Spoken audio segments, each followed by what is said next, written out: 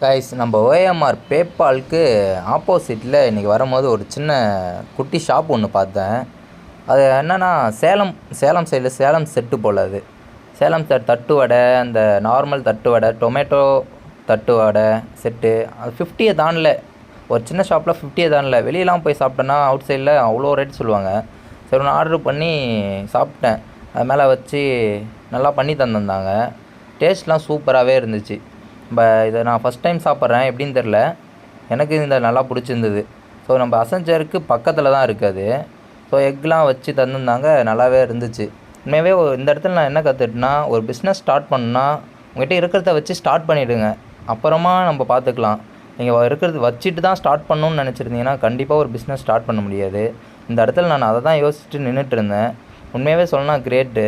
Nearby யாராச்சும் இருந்தீங்கன்னா இங்கே சாப்பிட்ருந்தீங்கன்னா கமெண்ட் பண்ணுங்கள். அதே மாதிரி என்னால் முடிஞ்ச ஒரு ஹெல்ப் இது. அதே மாதிரி உங்களால் முடிஞ்சதுன்னா ஒரு ஷேர் மட்டும் பண்ணுங்கள்.